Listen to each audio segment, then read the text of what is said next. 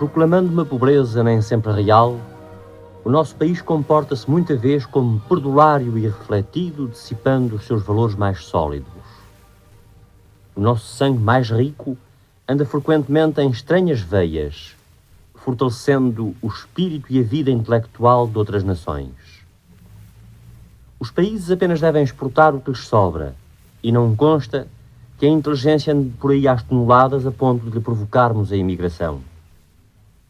Hoje, o perfil de um artista registará o depoimento do professor Jaime Cortesão, figura grata da nossa vida intelectual, cuja obra de notável investigador tem sido largamente acarinhada pelo governo brasileiro. Ouçamos o professor Jaime Cortesão. Como é o seu nome completo? Jaime Josarte Cortesão. Costuma festejar o seu aniversário? Algumas vezes mais por imposição da família e dos amigos que de modo próprio. Qual é a data? O 29 de Abril. Vá lá, tenho que fazer um esforço para confessar o ano. Se Por causa das senhoras ouvintes. 1884. Mas desagrada-lhe divulgar esse ano, não? Não, pelo amor de Deus. De onde é natural, Sr. Professor? Sou natural de Ançã, concelho de Cantanhede, distrito de Coimbra. Uma terra muito velha, que já existia no tempo dos romanos e que teve o seu brilho particular no século de 500. E começa já o espírito do investigador a falar da sua própria terra. Bem, é natural. Gosta, em todo caso, de visitar com frequência a sua terra de nascimento? Sim, gosto, mas a minha residência de infância não foi propriamente na terra natal, mas próximo, em São João do Campo. Ainda assim, muito recentemente, os meus conterrâneos de Ançã fizeram uma grande festa, de Ançã e de Concelho. Eu digo grande pela ternura, pelo carinho, pelo afeto, pelo bem que lhe soube. E pelo bem que me soube, naturalmente. Perde-se muitas vezes nas recordações de infância? Não posso responder afirmativamente.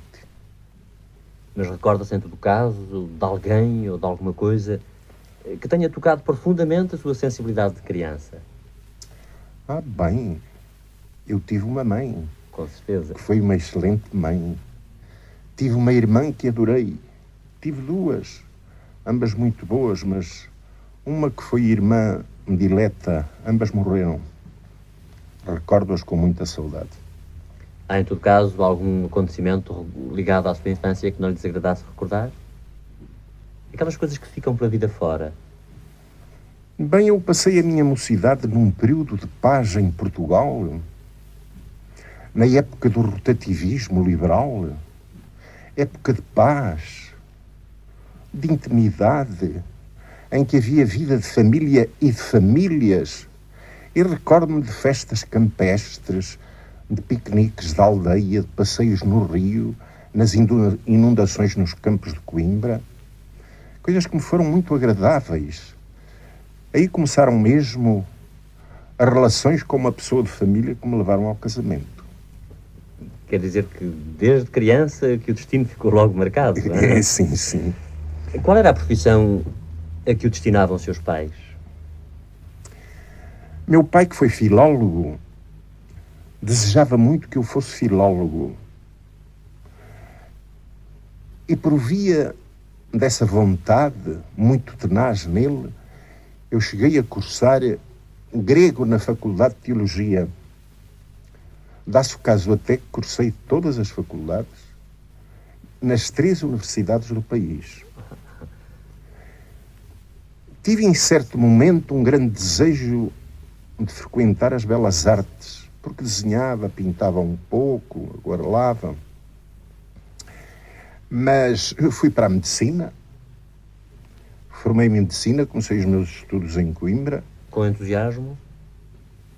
Algum. Não posso dizer que fosse absorvente, porque a minha queda sempre foi para as artes e para as letras.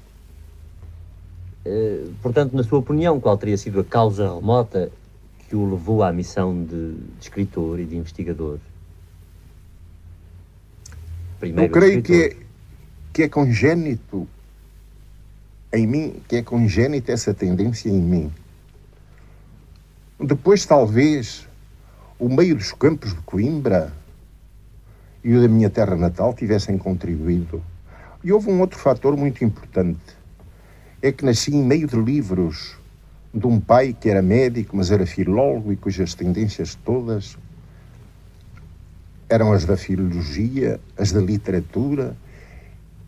E eu nasci, por assim dizer, criei-me em meio de uma biblioteca muito rica que frequentava muito assiduamente. Portanto, esse ambiente teria de marcá-lo para o resto da vida. Eu creio que sim. Com que género literário iniciou a sua carreira de escritor? A minha carreira de artistas, talvez antes, eu comecei por caricaturista. Mas tem muito interesse. Depois, poeta. E aí está a sua expressão literária primeira. A minha expressão literária primeira. Tenho vários volumes de poemas e até as minhas peças de teatro, as duas primeiras foram em verso. O Infante de Sagres e o Egas Muniz. Mas quer dizer, já são muito posteriores aos seus primeiros poemas, não é verdade? Não. Não tenho vergonha em dizer-lhe que ainda sou capaz de fazer versos. E que não há muito tempo, pela idade, que já não é propriamente de um lírico. O lirismo, quando realmente é sincero, acompanha-nos sempre, não é? Isso é verdade. Mas ia a dizer que ainda não há muito tempo? Ainda não há muito tempo escrevi poemas. Heróicos? Não. Líricos. Mas como considera na atualidade os seus primeiros trabalhos poéticos? Como os considera? Desta distância? Às vezes vai relê-los? É muito difícil ser juiz em causa própria. Mas ainda há certos poemas que não desejo reler. Naturalmente, um escritor, passados muitos anos sobre a sua obra, perde o interesse por uma grande parte dessa obra. Mas eu ainda tenho até interesse pelo o primeiro livro de versos que publiquei, precisamente em 1910, A Morte da Águia, poema heróico. Portanto, já tinha 20 e poucos anos, não? Quando publicou o seu primeiro livro. Sim, tinha 26 ou 27. A Morte da Águia, em 1910, tem qualquer simbolismo? Tem, sim. A águia é o símbolo da vida heroica. Símbolo da vida heroica, da vida perigosa, da vida combativa, da vida de luta. Permaneceu sempre na minha vida uma diretiva, consciente ou inconsciente. Parece-lhe que o século passado foi mais brilhante do ponto de vista literário do que está sendo a época atual? Sob o ponto de vista português ou universal mesmo? Universal? Não. Não creio que tenha sido mais brilhante. Mas pôs reticências ao nosso meio. Quer dizer, portanto, sob o ponto de vista português, parece-lhe que o século XIX foi mais brilhante que o atual. Foi mais claro, mais incisivo, mais direto. E não me vá obrigar a dizer tudo. Quais são realmente as razões da sua predileção pela história? Bem, um interesse profundamente, essencialmente humano e nacional. Eu suponho que um historiador deve erguer-se o mais possível à categoria do cidadão que busca, pelo estudo do passado, esclarecer o presente e alumiar os caminhos do futuro. Portanto, investigando o passado, está a preparar os novos caminhos. Bem, eu creio que há em cada povo um fundo de tradição, de tendência viva e imperecível, mas que tem que adaptar-se constantemente às tendências gerais do mundo em que vivemos. E creio até que resistir a essas tendências é cometer um erro e um pecado grave que mais cedo ou mais tarde tem de se pagar. Parece-lhe, portanto, que as nações já não estão divorciadas, apesar de estarem distantes no mundo, estão cada vez mais próximas. Mas estão cada vez mais fazendo próximas. Um caminho lado a lado. Sim, nós caminhamos, sem dúvida nenhuma, para uma política da humanidade. É a Terra que está em causa. É a Terra que está em causa, é a humanidade que está em causa. Quando aborda temas históricos, subordina-se à verdade dos factos ou interpreta-os filtrando os acontecimentos na posição de comentador distanciado no tempo e no espaço? Eu não creio que seja possível a um historiador distanciar-se do seu tempo. Um grande filósofo da história, italiano, o Croce, entendia mesmo que toda a história era contemporânea, no sentido de que se interpretava a história segundo as tendências do nosso tempo, as necessidades do nosso tempo. Eu penso também que toda a história tem um caráter contemporâneo. Nós estudamos a história como quem procura responder a questões do nosso tempo. E assim nos debruçamos conforme as épocas, não é verdade? Procuramos esta ou aquela época que serve melhor o momento atual. Exatamente. Mas em todas as épocas se pode buscar uma lição. Eu sei que é velha, que está um pouco desusada esta expressão da história mestra da vida, mas eu continuo um pouco fiel a isso. Podem-se extrair da história constantemente lições. Em todo caso, os seus estudos têm incidido mais sobre que época da história? Principalmente. A Idade Média e o Renascimento. O que não quer dizer que não tenha estudado também os tempos modernos. Eu tenho uma obra escrita e publicada no Brasil, que não podia ser de Idade Média. É do Renascimento e muito dos tempos modernos. Tomou parte ativa na implantação da República em 1910? Uma pequena parte. Era um jovem. Era um jovem. Quando começaram os trabalhos para a implantação da República, eu era estudante de medicina no Porto. Vinha algumas vezes a Lisboa como delegado dos Revolucionários do Porto. Mas não posso de maneira nenhuma exagerar o meu papel nesses trabalhos. Vinha trazer recados, vinha ouvir opiniões. Recordo-me de algumas cenas interessantes, como quando procurei, em nome dos republicanos do Porto, o Dr. Bernardino Machado, das opiniões que ele teve, dos recados que me disse para eu transmitir aos amigos do Porto. E quando foi da implantação da República, eu fui preso na noite de 4 para 5 em Coimbra, porque tinha vindo da minha aldeia aos primeiros rumores da revolta para saber o que se passava.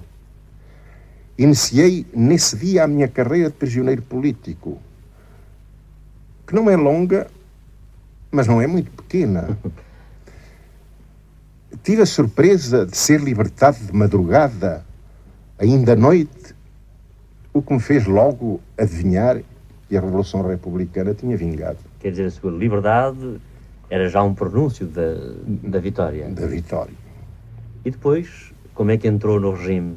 Qual foi realmente o seu primeiro passo de vida neste regime republicano depois dessa libertação? Correu a Lisboa?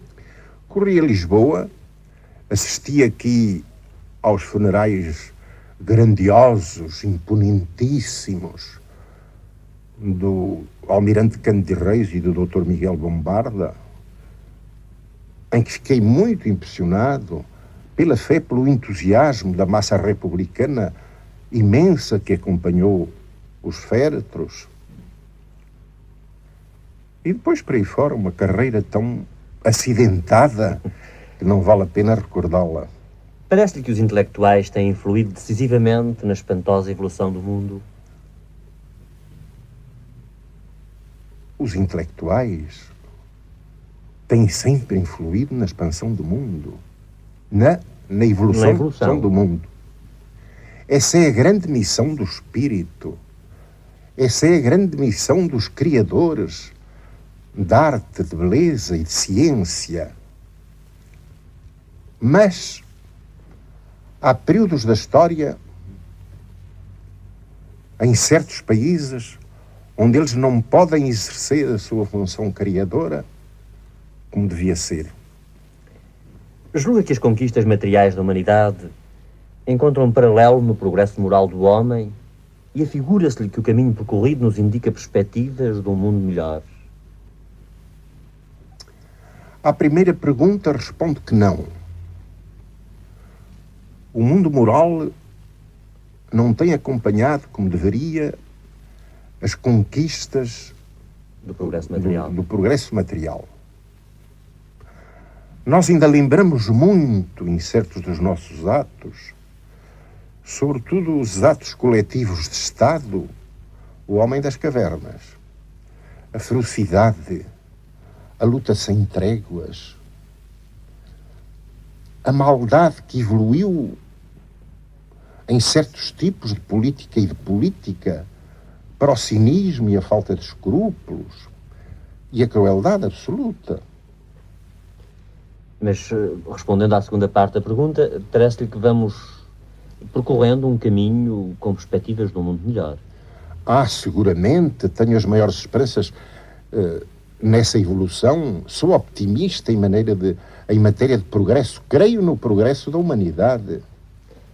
Muitos consideram a guerra um mal indispensável como mola propulsora do progresso. Como homem e como militar participante na Primeira Guerra Mundial, qual é a sua opinião? Deixe-me fazer uma retificação ao que acaba de dizer. Eu fui militar apenas como voluntário. Mas, em todo caso... Não era de profissão militar.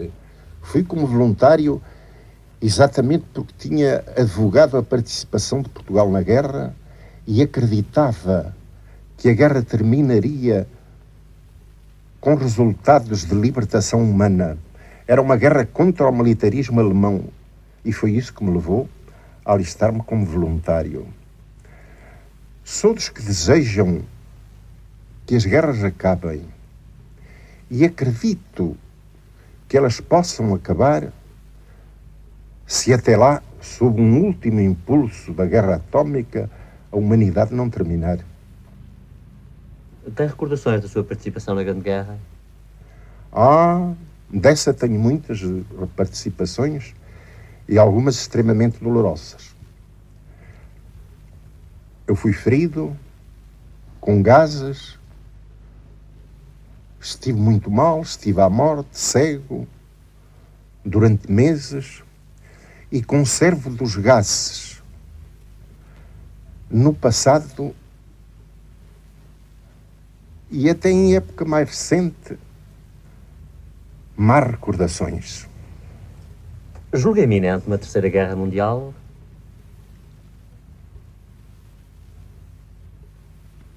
Suponho muito difícil para fazer previsões nesse particular, porque seria verdadeiramente supor a humanidade louca para acreditar que houvesse uma terceira guerra. Tamanha catástrofe ela seria para o mundo e para a civilização. Parece-lhe que os fantásticos meios de comunicação e o fácil acesso aos meios de informação tornaram mais ou menos difícil a condução política dos povos?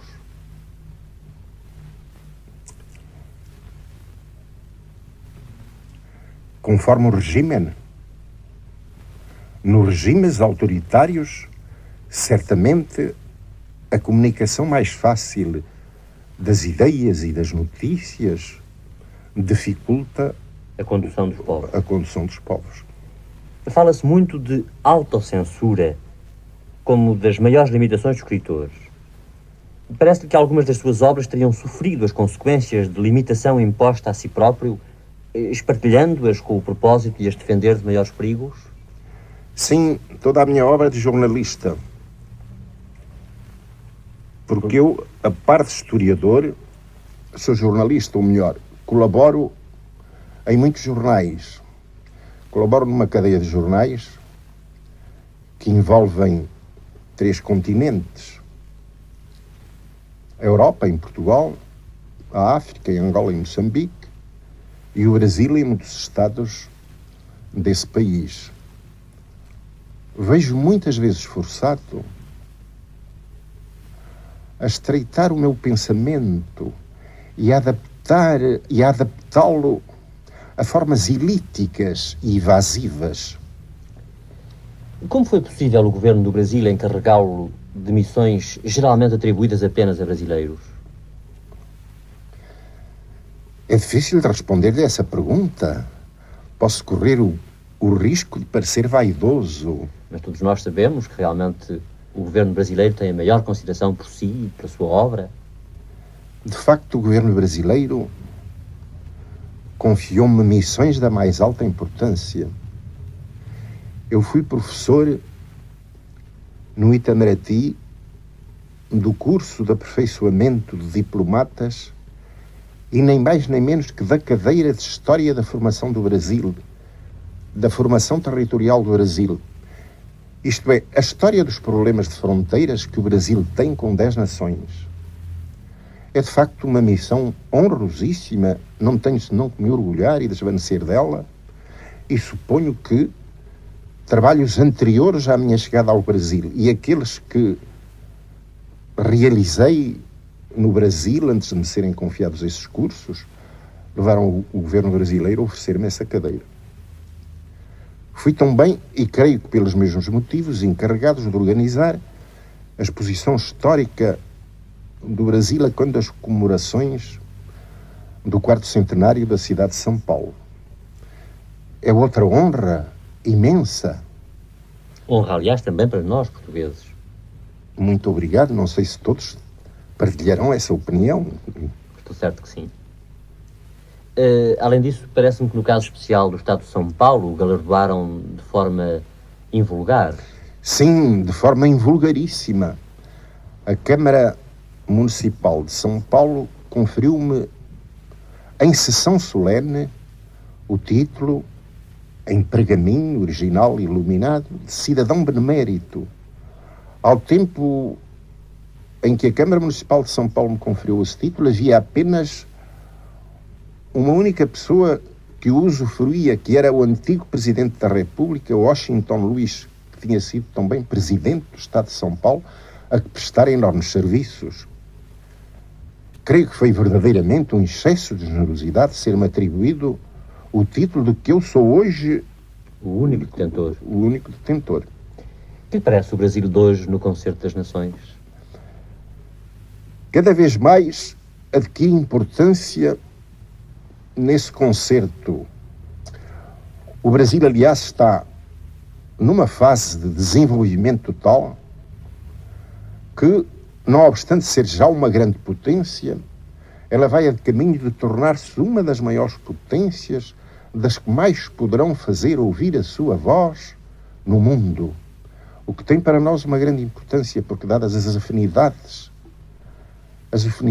humanas, étnicas, de civilização, de cultura, com Portugal, o Brasil pode ser um grande auxiliar em face de problemas políticos muito graves que se avizinham para a nação. Quer dizer que este filho poderá ser muito útil a seus pais? Esse filho, que hoje é muito maior que os pais, que tem hoje um desenvolvimento não só material, mas espiritual enorme, pode ser e deve ser, estou certo, muito útil para os pais. Espera voltar brevemente ao Brasil? Não lhe posso dizer.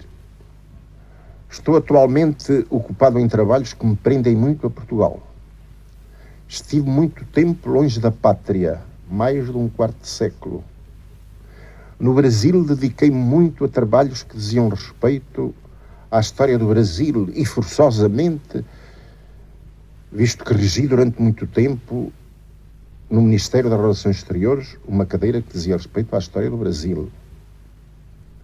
E agora, o meu maior desejo é realizar a história de Portugal. Está, portanto, em mãos a preparação de uma história de Portugal. Exatamente. Já com edição assegurada, portanto. Com edição assegurada. Em fascículos? Isso não sei. Isso é mais com o editor do que comigo. Eu não gostaria que fossem fascículos. Preferia que a obra saísse definitiva.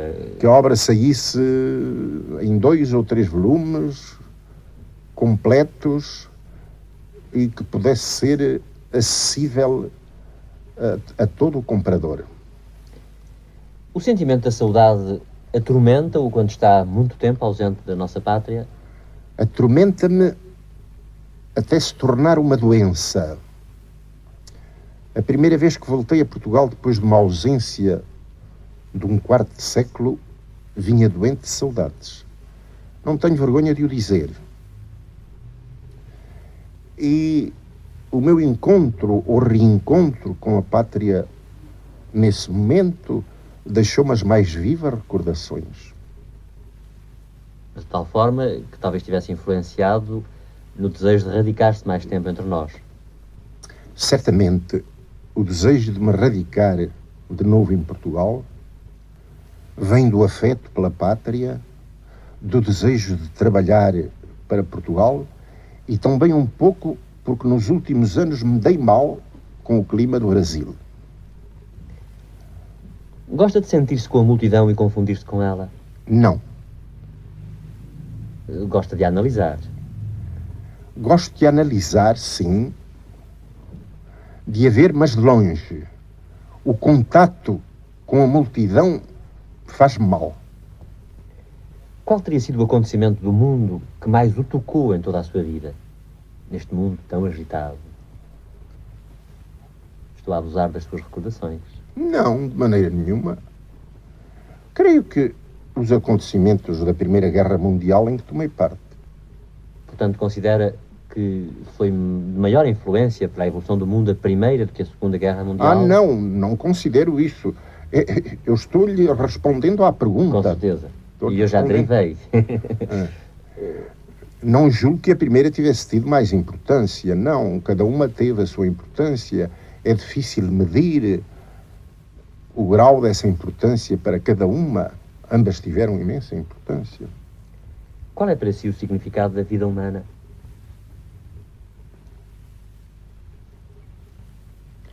Essa pergunta equivale profundamente com a minha personalidade. Eu não professo nenhuma religião dogmática, nenhuma confissão, mas sou de fundo religioso. E para mim a vida humana faz parte de um universo moral em progressão. Para mim, a vida humana deve corresponder em cada indivíduo a um pragmatismo moral. Cada um deve realizar uma missão pessoal, mas constantemente de olhos postos no bem da humanidade. Atemoriza-o a ideia da morte? Atemorizava-me quando criança. Deixou de me atemorizar durante muito tempo. Agora preocupa-me mais. Sente que vai deixar amigos, família? Vai deixar daqui a muito tempo, longínquamente, evidentemente. Não se sabe, oxalá que não seja muito rapidamente, porque tenho muito amor à minha obra e desejaria terminá-la. A propósito, desejo dizer-lhe que só tenho ambições literárias. De escritor e historiador, mais nenhuma, repudio todas as outras. Portanto, quer realizar-se inteiramente como escritor, apenas como escritor? Quero realizar-me apenas como escritor e nada mais. Como escritor, continuando sempre um cidadão. Ainda hoje está de acordo com a educação que lhe deram e tentou proceder de igual maneira na educação do seu filho ou usou de sistemas resultantes da sua própria experiência? Não. Estou em desacordo com a educação que me deram. Sobretudo fora do lar paterno. Fui educado na minha adolescência num colégio do qual guardo as piores recordações. Da própria universidade, dos métodos universitários e das escolas superiores que frequentei, guardo de uma maneira geral más recordações. embora alguns professores me tenham deixado muito gratas lembranças. Entendo que a educação deve evoluir e tem evoluído muito. E para mim os meus filhos foram desde muito cedo e hoje mais do que nunca são meus camaradas. E, portanto, a psicologia exerce hoje influência enorme nos sistemas de educação. Certamente. Tenta compreender a juventude nos seus excessos e aparentes loucuras ou sente-se irremediavelmente divorciado de atitudes consideradas incompreensíveis? De maneira nenhuma, de maneira nenhuma. Por princípio, dou sempre razão à juventude, até quando é contra mim. Porque suponho que cada geração traz uma mensagem nova, vê com olhos novos, frescos, virgens, os problemas da Terra, e é com essa intuição que ela consegue muitas vezes descobrir a solução para os problemas nacionais e humanos. Interessam-no as obras de ficção? Muito, mas infelizmente tenho pouco tempo para me dedicar à sua leitura. A história, apesar de ser essencialmente um trabalho de interpretação, assenta num trabalho de erudição que é muito longo, muito moroso. Exaustivo. E exaustivo. Ainda assim, busco ler as obras-primas da literatura contemporânea e tenho uma filha, que é escritora também, que faz o favor de ralhar comigo quando eu não leio suficientemente e não estou a par e não estou à la page. Quer dizer que ela faz exames periódicos, não? Faz exames periódicos. Quais são os seus projetos imediatos? Em que matéria? Literária. Literária. Tem uma grande obra a desenvolver-se atualmente. Tenho o grande, em volume, certamente, Os Descobrimentos Portugueses. Que está exatamente a publicar-se em fascículos. Está a publicar-se em fascículos. Devo dizer-lhe que me satisfaz o êxito com que ela tem sido recebida. Cresce dia a dia o número de assinantes dessa obra e isso, sem dúvida nenhuma, lisonjeia-me e incita-me a trabalhar o melhor possível. O Brasil correspondeu também à assinatura? Tem ido para o Brasil parte dessa obra? Tem ido para o Brasil, mas as obras em fascículos no Brasil não são pouco viáveis. O Brasil reservou-se, desde já e declaradamente pela resposta de algumas livrarias, para comprar a obra quando ela estiver terminada, ou pelo menos o primeiro volume. E quais são os projetos imediatos? Bem, essencialmente, o de escrever a minha história de Portugal. Tenho também uma obra em que eu condensaria os artigos vários que tenho feito sobre paisagens, histórias, costumes de Portugal, apontamentos que tenho tirado durante as minhas viagens de forasteiro saudosista, percorrendo a pátria, que já tenho publicado na minha cadeia de jornais e que gostaria muito de reunir em volume. De coligir. Vai normalmente ao teatro e ao cinema? Agrada-lhe ver o espetáculo de teatro e de cinema? Agrada muito ver espetáculo de teatro e de cinema, tanto mais que eu fui autor teatral. Mas vou poucas vezes porque a minha saúde não me permite sair muito à noite. A não ser nas noites muito calmas e com uma temperatura tépida. Exatamente voltando à sua obra de dramaturgo, não gostaria de voltar a escrever uma peça? Certamente gostaria. E se interrompi o meu trabalho de dramaturgo, creio que foi por ter saído do meio em que vive o dramaturgo e em que surge a criação dramática. Quer dizer que o dramaturgo precisa de um contacto direto e constante com a vida. Constante com a vida e com a vida que lhe é própria, que lhe é comum. E esse contato eu perdi-o desde que emigrei para o estrangeiro. Em todo caso, se não tiver a oportunidade de escrever uma nova peça, gostaria que qualquer das suas obras já escritas tornassem a ser representadas? Sim, certamente. Por exemplo, o Infante Sagres. Parece-me que foi há pouco tempo representado, não digo num palco, mas através da rádio, o Infante Sagres. Foi representado, sim, pela emissora nacional. Por sinal que sem se declarar o nome do autor. Que lhe pareceu este questionário radiofónico que lhe propus? Muito bem. Aprovo inteiramente este seu trabalho que julgo benemérito. Acho indispensável e muito mais num país como o nosso, pôr o escritor em contato direto com o público, permitir-lhe que ele se confesse, por intermédio, aliás, desta vez, de um confessor tão hábil, ainda que por vezes ligeiramente indiscreto, como foi o meu entrevistador. Como escritor e homem debruçado sobre a história, deseja, para completar a nossa conversa, dirigir uma curta mensagem a quantos escutaram neste momento? Pois não. Confessei-me há pouco um português saudoso da pátria. Estou mais uma vez em Portugal e em contato direto com a paisagem e o povo, as duas melhores coisas que há na pátria. Rever a terra e o homem tem sido para mim uma comoção profundíssima. A esse povo, a todos os portugueses, dirijo uma mensagem de paz, esperança e amor, e o desejo fraterno de ver Portugal integrado nos caminhos novos da liberdade e da justiça e dentro das suas grandes tradições humanas. As maiores felicidades pessoais e para a sua obra literária são os meus desejos. Muito obrigado. A sonoridade viril da nossa língua, primorosamente articulada pelo professor Jaime Cortesão, permite-nos avaliar desde logo a firmeza do seu caráter. Os 25 anos de ausência em terra brasileira não atingiram o portuguesismo total do professor Jaime Cortesão.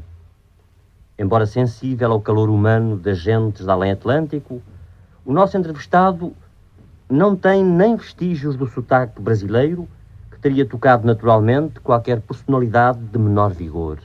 Jaime Cortesão é daqueles timoneiros a quem as tempestades não fazem mudar de rumo.